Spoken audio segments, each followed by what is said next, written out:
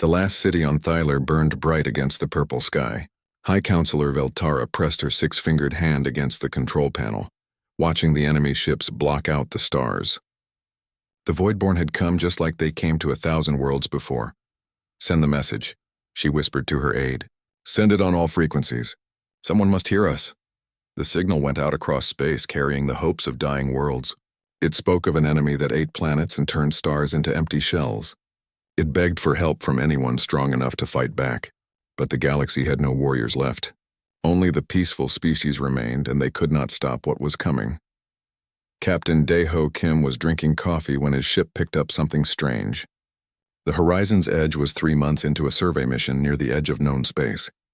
They were mapping new star systems and looking for resources. It was boring work, but someone had to do it. "Captain," called Specialist So Young Choi from her station, "I'm getting a signal. It's not from Earth." Daeho set down his cup and walked over. The bridge was quiet except for the hum of machines. His crew of 12 had been together for 5 years. They trusted each other completely. "What kind of signal?" he asked. So Young frowned at her screen. "It's complex. Really complex. And it's coming from everywhere, like someone is broadcasting on every frequency at once."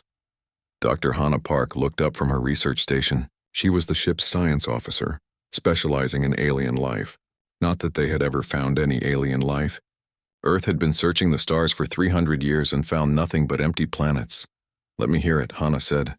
The bridge filled with sounds that hurt to listen to. Clicks and whistles and something that sounded like screaming. But underneath it all was a pattern. "Something that might be language. This is incredible," Hannah breathed. "This is what we've been looking for. This is proof we're not alone." Daeho felt his heart race. First contact. The moment humanity had dreamed about for centuries. But something about the signal felt wrong. It sounded desperate. "Afraid. Can you translate it?" he asked. Hannah was already working, her fingers flying over her computer. "Give me time. The mathematical base is different from ours. But math is universal. If this is language, I can crack it." It took her 18 hours. 18 hours of the signal playing over and over while the crew took turns listening. Some of them started having nightmares. The alien voices seemed to get more desperate as time went on. When Hannah finally broke through, she went pale. "Captain," she said quietly, "you need to hear this." The translated message played through the speakers in clear electronic words. "This is High Counselor Veltara of the Thylorian Republic. Our world is dying. The Voidborn have come to our system. They consume everything. Stars, planets, life itself. We are the last survivors of our kind. Please, if anyone receives this message, know that we tried. Know that we fought, but we are not warriors. We never learned how to truly fight." The Voidborn moved toward the galactic core. "Billions will die unless someone stops them. This is our final transmission." Silence filled the bridge. Daeho felt cold despite the warm air. "Play it again," he said. They listened 3 more times. Each time the words hit harder. An entire species had just died while sending out a cry for help. And Earth was probably the only one listening. "So Young," Daeho said. "Send a message to Earth Command. Priority Alpha. Tell them we have a first contact situation and possible galactic threat." "Yes, sir." Daeho turned to Hannah. "What else can you learn from this signal?" Hannah was still working at her computer. "There are other messages mixed in. Dozens of them. Maybe hundreds. Different species, different languages. But they're all saying the same thing. Something called the Voidborn is destroying the galaxy. How long have these signals been traveling? Based on the quantum signatures, the oldest ones are maybe 50 years old. The newest," she checked her readings. "This one from the Thylorians is only 3 days old. 3 days. Which meant the Thylorian world had died 3 days ago, while Earth had no idea aliens even existed." The response from Earth came back 6 hours later. Admiral Jinwoo Lee himself was on the quantum link, his face serious on the main screen. "Captain Kim," the Admiral said, "your report has reached the highest levels. The President herself is involved. We need everything you've learned about this threat." Daeho transmitted all their data, the alien signals, Hannah's translations, the locations where the signals came from. He watched the Admiral's face grow darker as he read. "Admiral," Daeho said, "there's something else. We've been analyzing the pattern of attacks. These Voidborn, they're moving in a straight line toward the center of the galaxy. If they keep going, they'll reach the outer human colonies in maybe 30 years," Admiral Lee finished. "Maybe less." "Yes, sir." The Admiral was quiet for a long moment. When he spoke again, his voice was hard. Captain, you're to return to Earth immediately. Maximum burn. We're activating the Prometheus protocols. Deho felt his blood freeze. The Prometheus protocols were theoretical plans for fighting an alien invasion. He had hoped they would never be needed. Sir, he said, these signals mention hundreds of species. This isn't just about Earth anymore.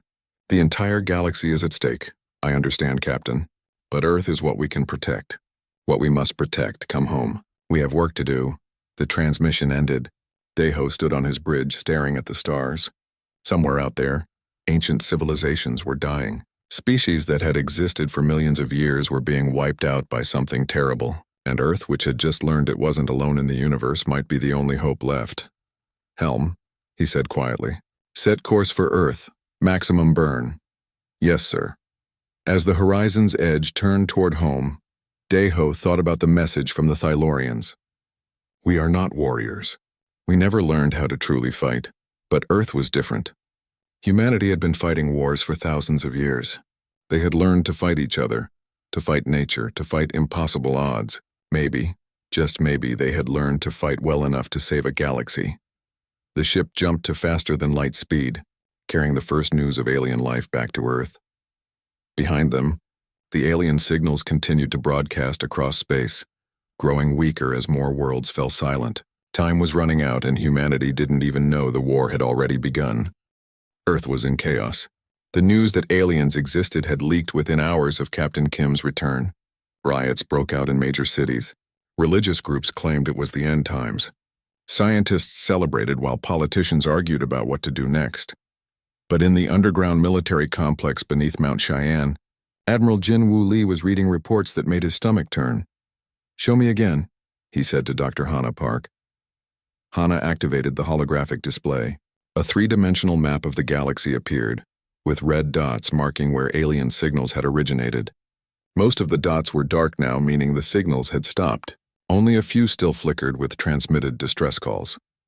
Based on the signal analysis, Hannah explained, we estimate the galaxy once had over 800 intelligent species.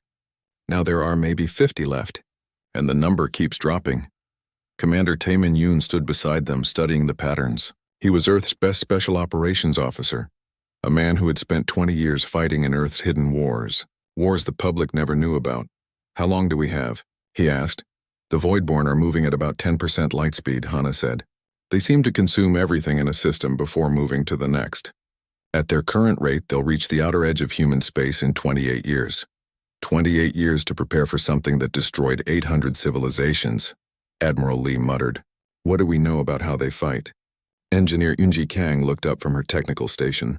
She had been analyzing fragments of alien technology found in deep space, pieces that had escaped the destruction of their worlds. The aliens weren't warriors, she said. Their technology is incredibly advanced, but it's all peaceful. Transportation, communication, energy production. I found almost no weapons technology. None? Commander Yoon asked. Some defensive systems. Energy shields, that sort of thing. But nothing designed to actually hurt an enemy. It's like they forgot how to fight. Admiral Lee walked to the large viewing window that looked out over the military base. Thousands of soldiers were training in the yards below. Earth had never stopped training for war, even during the peaceful centuries after the Global Unity Accords. Maybe they never learned, he said quietly. Ambassador Hyun-Soo Nam entered the briefing room carrying a stack of reports. He had been leading Earth's attempts to contact the surviving alien civilizations. Admiral, he said, I've managed to establish communication with a group called the Galactic Commerce Union. They represent the remaining free worlds. What did they say? Ambassador Nam's face was grim. They want to surrender. They're planning to offer the Voidborn their remaining worlds in exchange for quick deaths. The room fell silent. Commander Yoon was the first to speak. They want to give up? They say resistance is impossible. The Voidborn have weapons that turn matter into energy, ships that can eat stars. They've been fighting this war for 300 years and losing every battle. Admiral Lee turned back to the group. What did you tell them? That Earth doesn't surrender. Engineer Kang activated another display. This one showed Earth's hidden military assets. Underground factories that could build warships. Weapon stockpiles buried in asteroid belts. Technology that the peaceful alien races couldn't even imagine. The aliens have been broadcasting their histories along with their distress calls, she said. Most of them haven't fought a real war in thousands of years. Some have never fought at all. They developed technology to create paradise worlds, not to defend them. And us? Commander Yoon asked, though he already knew the answer.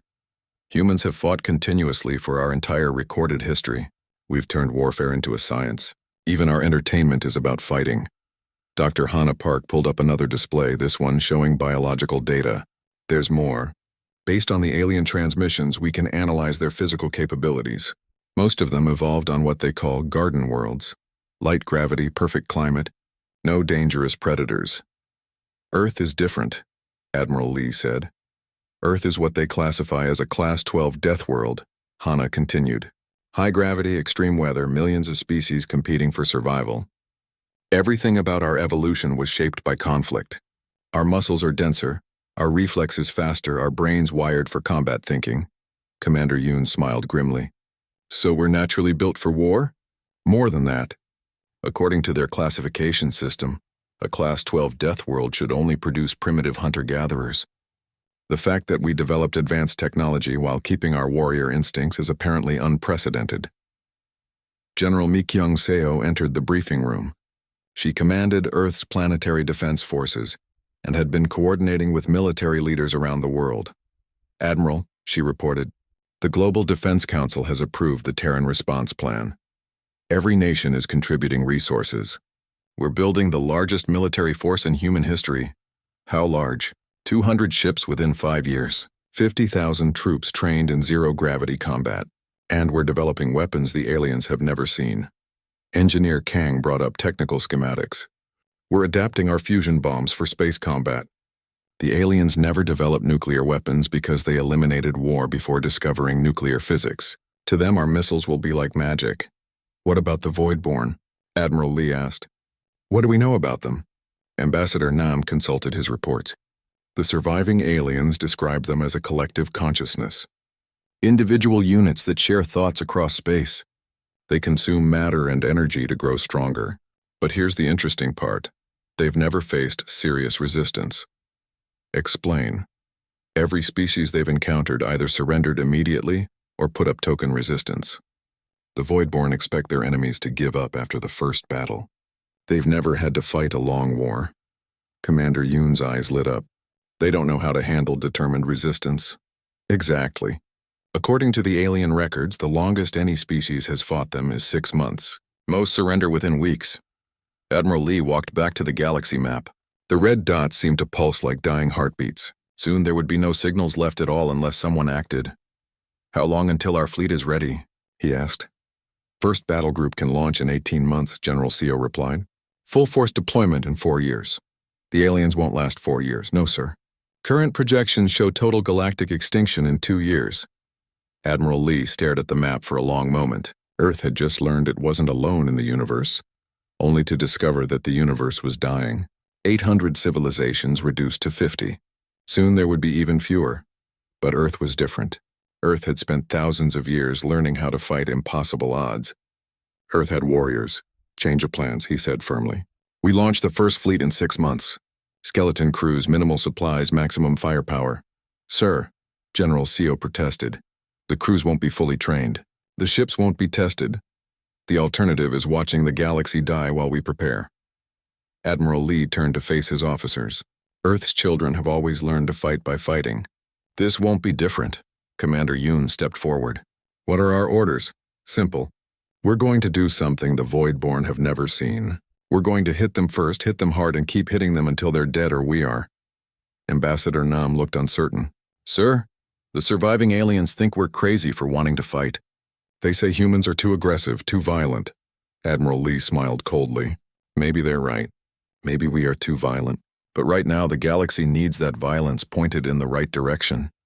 He turned back to the window, watching human soldiers train for a war none of them fully understood yet. Send a message to the Galactic Commerce Union. Tell them Earth is coming. Tell them we don't surrender, we don't give up, and we're very good at killing things that need killing. And if they ask what makes us different from all the other species that tried to fight, tell them the truth. We're from a death world, and we're about to show the galaxy what that really means. Captain Eugen Bay stood on the bridge of the Soul's Fury, watching the Kalani system grow larger on the main screen. 3 planets orbited a dying red star. According to the alien transmissions, 2 million civilians were trapped on the second planet while void-born ships stripped resources from the outer worlds. First, contact in 40 minutes, reported Lieutenant Donghyun, Lim from the tactical station. The Earth fleet looked small against the vastness of space. Only 30 ships hastily built and crewed by volunteers, but each ship carried weapons that no alien race had ever imagined. Nuclear missiles with yields measured in megatons, railguns that could punch holes through asteroids, and crews trained in the art of violence. Signal from the Busan Defender, called Communications Officer Wan Ho Shin. Captain Lee reports his Marine units are ready for ground deployment. Yu Jin nodded. The plan was simple and brutal. Hit the void-born ships with everything they had, then land troops to rescue the civilians. It was the kind of plan that required either courage or stupidity. Maybe both. Pilot O, Yu Jin called to the fighter squadron leader. Status report. Jae Yuno's voice crackled over the comm from her fighter cockpit. All birds ready for launch, Captain. We've got 20 fighters armed with nuclear-tipped missiles. The void-born won't know what hit them. Yu Jin smiled grimly. Earth's fighters were smaller and faster than anything the aliens had built. While alien ships were designed for exploration and trade, human fighters were built for one purpose: killing enemy ships as efficiently as possible. Incoming transmission from the planet's surface, Wanho reported. The main screen showed a desperate alien face. The creature had blue skin and large eyes filled with terror. Behind it, Eugen could see burning buildings and panicked crowds. Please, the alien begged, you must retreat. The void-born ships are too powerful. They will destroy you like they destroyed all the others. Negative, Eugen replied. This is Captain Bay of the Earth Defense Force. We're here to get you out. The alien's eyes went wide. Earth, but Earth doesn't exist. It's a myth. Not anymore. Hold your position. We're coming. Eugen cut the transmission and turned to his crew. Remember the briefing. These void-born ships are tough, but they're not invincible. They rely on energy shields and matter conversion weapons. Our kinetic rounds should punch right through their defenses. The first void-born ship appeared on sensors like a nightmare made real. It was enormous, easily 10 times the size of Earth's largest vessel. Its surface seemed to shift and crawl, as if the ship itself was alive. Smaller ships swarmed around it like insects. 15 void-born vessels, Lieutenant Lim reported. They're moving to intercept. Launch all fighters, Eugen ordered. All ships, weapons free. Let's show them how humans fight. The space around Kalani erupted into chaos. Earth's fighters screamed toward the enemy at speeds that should have killed their pilots. But humans had trained in high-gravity environments that would crush most alien species. What felt like certain death to others was just another day of training for Earth's pilots. Jae-yoon. Oh led her squadron in a diving attack that no alien pilot would have attempted.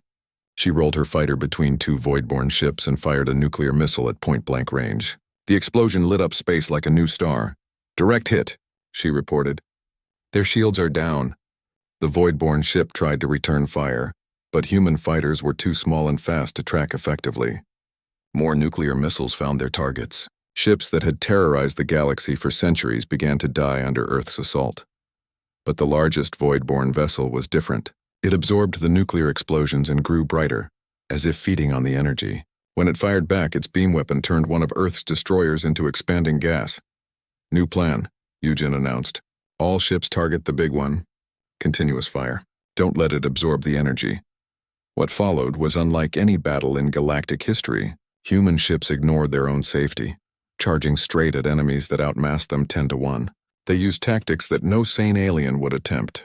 Ramming attacks, point-blank nuclear detonations, boarding actions with troops in powered armor. Lieutenant Lim led the marine assault on the void-born flagship. His troops cut through the hull with fusion torches and poured inside like a flood of armored death. The void-born had never faced soldiers who fought at close range. Their weapons were designed for ship-to-ship combat, not corridor fighting. Deck by deck, Lim ordered his Marines. No prisoners. These things killed billions of innocents. The Marines moved through the ship like wolves in a sheep pen.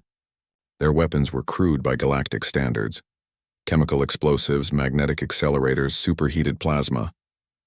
But they were devastatingly effective against enemies who had never learned to defend against boarding actions.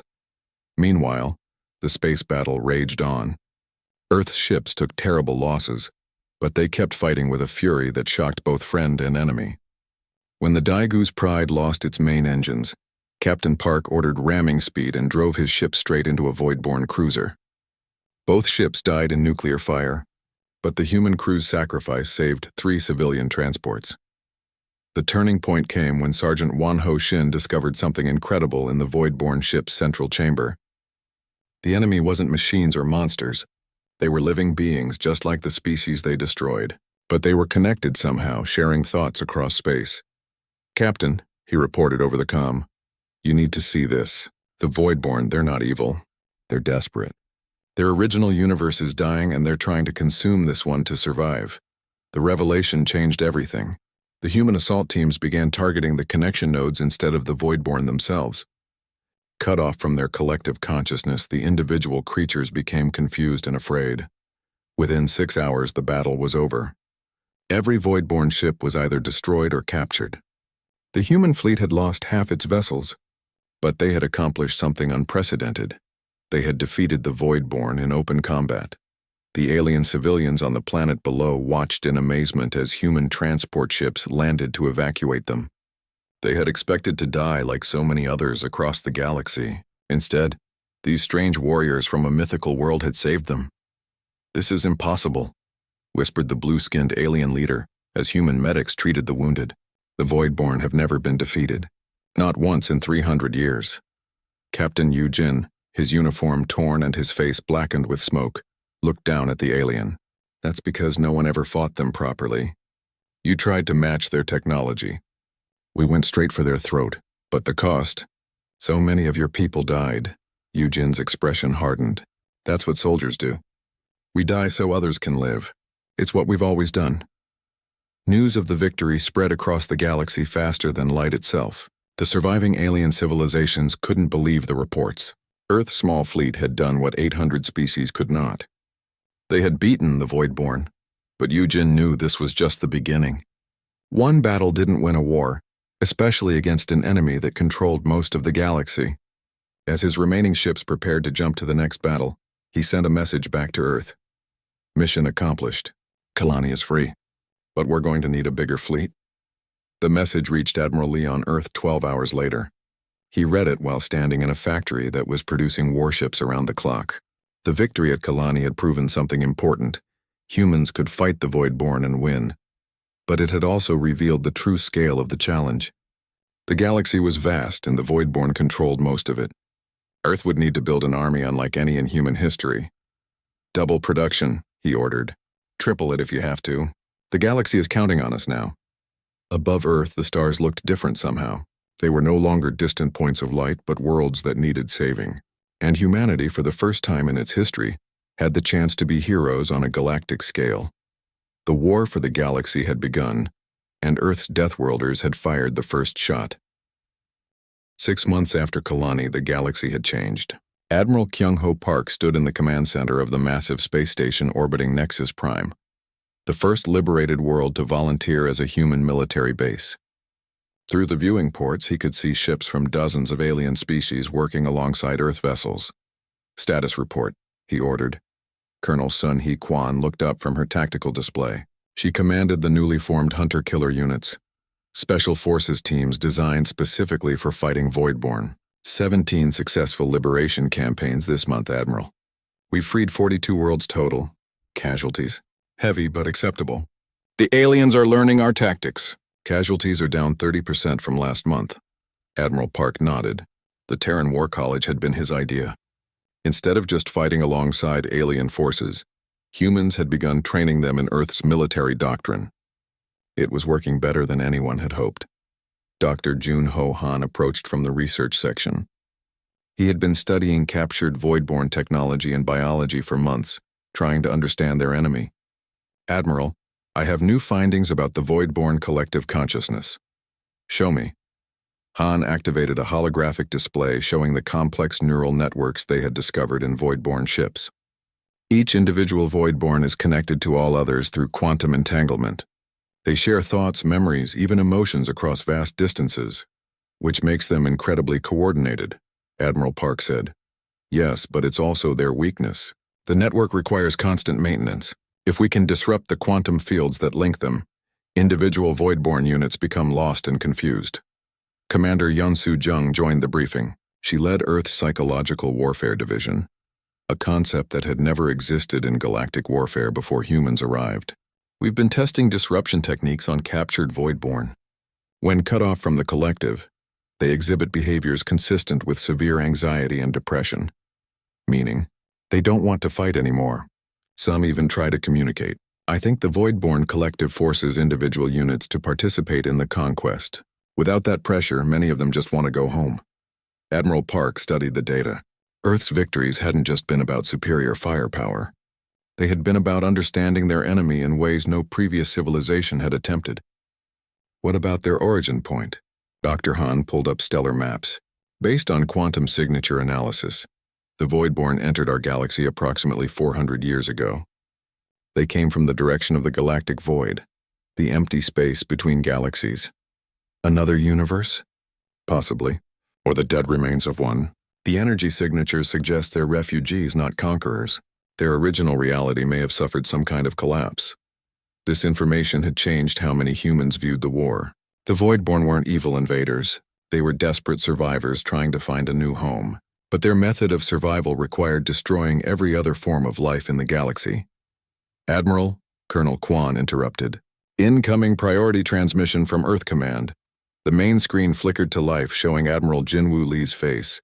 Behind him, Park could see the massive war production facilities that now covered half of Earth's continents. Kyung-ho, Admiral Lee began. We have a problem. Our deep space scouts have detected a massive Voidborn concentration near the galactic core. Preliminary estimates suggest over 10,000 ships. Admiral Park felt his stomach drop. The largest battle so far had involved maybe 100 Voidborn vessels. How long until they reach the inhabited systems? 6 months, maybe less. They're moving faster than before, and they're not stopping to consume resources along the way. This looks like a final push. What are our options? You're not going to like this. High Command believes the only way to stop them is a direct assault on their concentration point. We would need to commit every available ship and crew. Admiral Park looked around at his staff. They had been fighting for months, liberating worlds and training alien allies. The thought of an all-out battle against impossible odds should have been terrifying. Instead, he saw determination in their faces. How many ships can Earth provide? He asked. 200 of our most advanced vessels. But that's not the real story. The alien civilizations you've been training want to join the assault. Every species that still has ships is volunteering. Commander Young smiled grimly. They've learned human stubbornness. Something like that. The Galactic Commerce Union has officially disbanded. In its place, they're forming something called the Terran Alliance, with Earth as the military command authority. This was unprecedented. For the first time in galactic history, hundreds of species were uniting under human leadership. Not because humans were smarter or more advanced, but because they were the only ones who knew how to fight a war. What about the Voidborn counter-strategy? Dr. Han asked. If we're committing everything to one battle, they might scatter and attack undefended worlds. Admiral Lee's expression grew darker. Intelligence suggests this is their final gambit. They're concentrating everything at the galactic core for a reason. Our xenobiologists believe they're planning to consume the central black hole itself. The implications hit everyone at once. The supermassive black hole at the galaxy's center was what held everything together. If the Voidborn somehow consumed or destabilized it, the entire galaxy could collapse. So it's all or nothing, Admiral Park said. All or nothing, Admiral Lee confirmed. But there's something else. The alien scientists have been working with our people on a new type of weapon, something they call a consciousness disruptor. It could sever the quantum links between all Voidborn units simultaneously. What would that do to them? Unknown. Best case, they become individuals again and lose the will to fight. Worst case, it kills them all instantly. Colonel Kwan leaned forward. What's the catch? The weapon requires someone to deliver it to the center of the Voidborn formation. It's a one-way mission. The command center fell silent. A suicide mission to save the galaxy. It was the kind of desperate gamble that only humans would even consider. I'll take it, Admiral Park said quietly. Negative, Admiral Lee replied. We need you to coordinate the main assault. We're sending Captain Bo Ram Kim and her special operations team. They volunteered. Admiral Park knew Captain Kim. She was one of Earth's best deep strike specialists, the kind of soldier who thrived on impossible missions. If anyone could deliver the weapon, it would be her. "When do we launch?" he asked. "Fleet assembly begins immediately. You'll have ships from 67 different species under your command, the largest military force in galactic history." After the transmission ended, Admiral Park stood alone on the observation deck, looking out at the stars. Somewhere out there, the Voidborn were preparing for their final push, and humanity, less than a year after learning aliens existed, was about to lead a galactic alliance into the biggest battle ever fought. Commander Jung joined him at the window. "Nervous?" she asked. "Terrified," he admitted. "A year ago we were mapping empty star systems. Now we're responsible for saving 800 billion lives. The aliens trust us," she pointed out. "Even after everything they've lost, they're willing to follow human leadership into this battle. Because we're the only ones crazy enough to try." Jung smiled. "Maybe that's exactly what the galaxy needs.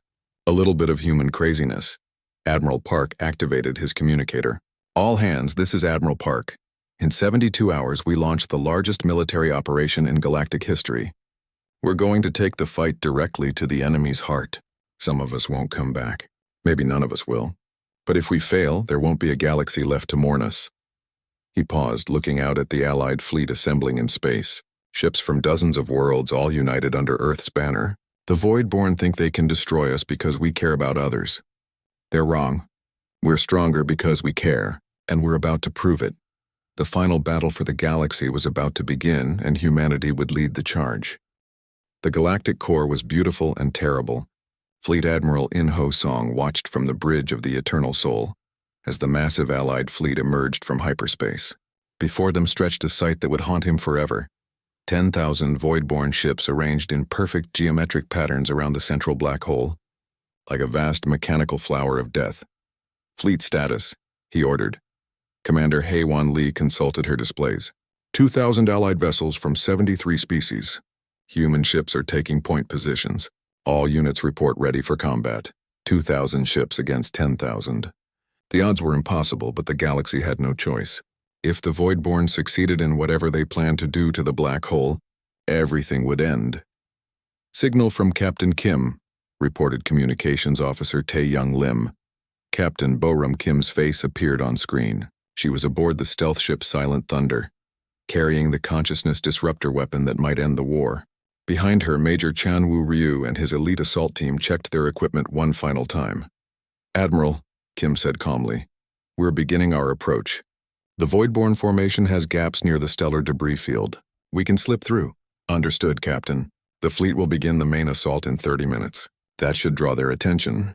It's been an honor serving with you, sir." "Likewise, Captain. Bring our people home." The transmission ended. Admiral Song knew he had just said goodbye to some of Earth's finest soldiers. Captain Kim's mission was suicide, and everyone knew it. But it was the only chance they had. "All ships," Admiral Song broadcast. "This is it.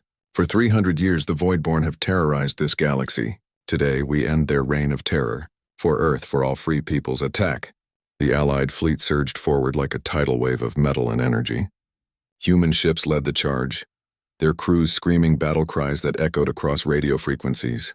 Behind them came vessels from dozens of worlds, all united in desperate courage. The Voidborn response was immediate and overwhelming.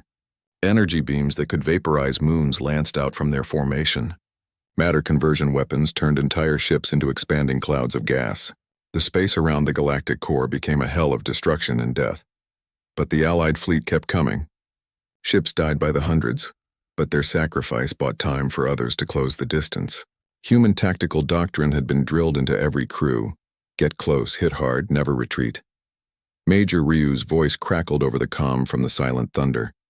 "Admiral, we're inside their perimeter. Beginning final approach to the central nexus." Admiral Song split his attention between the main battle and Kim's stealth mission. The Silent Thunder was invisible to most sensors, but it had to get within a few kilometers of the Voidborn command structure to deploy the consciousness disruptor. The main battle was carnage on an unimaginable scale.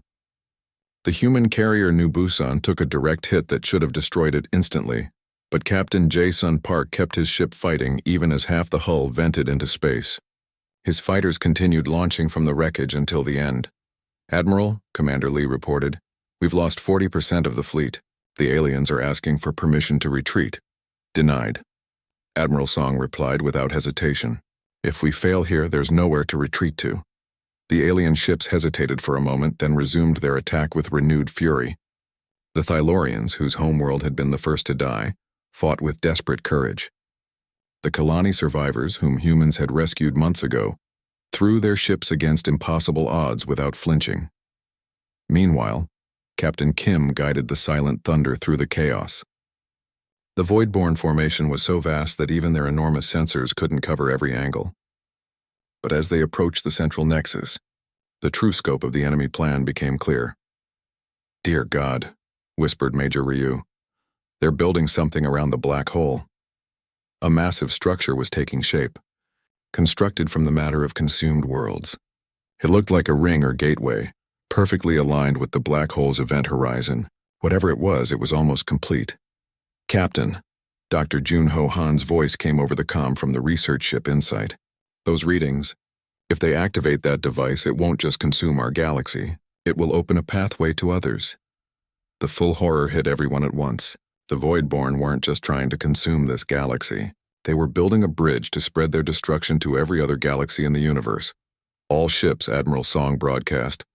"New priority. Destroy that ring structure at all costs. Do not let them activate it." The Allied fleet changed course, converging on the ring despite the defensive fire from thousands of Voidborn ships. Human vessels led suicide runs that carved holes in the enemy formation. Alien crews, inspired by human courage, followed them into certain death. Captain Kim pushed the Silent Thunder to its limits, racing toward the central nexus as the battle raged around them. The consciousness disruptor weapon was their only hope of stopping the Voidborn collective, but they had to reach the deployment point before the ring activated. 60 seconds to target, Major Ryu reported. "We're detected," Kim replied grimly. 3 Voidborn interceptors closing fast. The stealth ship couldn't outfight the interceptors, but it could outmaneuver them. Kim threw the ship into a spiraling dive that would have killed most alien pilots, using the black hole's gravity to slingshot past the enemy vessels. In the main battle, Admiral Song watched his fleet die ship by ship. The Inchon's Fury rammed a Voidborn dreadnought, taking both vessels out in a nuclear fireball.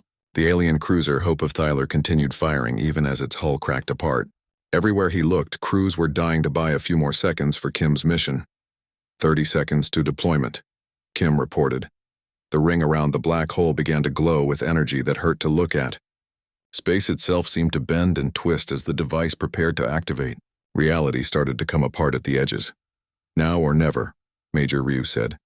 Captain Kim triggered the consciousness disruptor at point-blank range from the Voidborn nexus. The weapon unleashed a quantum pulse that raced outward at the speed of light, severing the connections between every Voidborn unit in the galaxy. The effect was immediate and startling. Across the battlefield, Voidborn ships simply stopped fighting. Some continued their previous courses, crashing into asteroids or each other. Others began broadcasting what sounded like confused questions on all frequencies. "It worked," Admiral Song breathed. "The collective is broken." But the ring device was still active, drawing power from sources beyond the black hole itself. Without the collective to control it, the structure began to destabilize. Energy discharges lanced out randomly, destroying Voidborn and Allied ships alike. "All ships retreat," Admiral Song ordered. "Emergency jump to minimum safe distance." The surviving vessels fled as the ring device tore itself apart. The explosion, when it came, was visible from halfway across the galaxy. The artificial structure collapsed into the black hole, sending gravitational waves racing through space. When the chaos settled, the galactic core was quiet for the first time in 400 years. Scattered Voidborn ships drifted powerless, their crews no longer connected to the collective that had driven them to destroy everything they encountered. "Status report," Admiral Song requested. 70% casualties, Commander Lee reported quietly. "But we stopped them. The ring is destroyed and the Voidborn collective is broken." "What about the individual Voidborn?" "They're trying to communicate.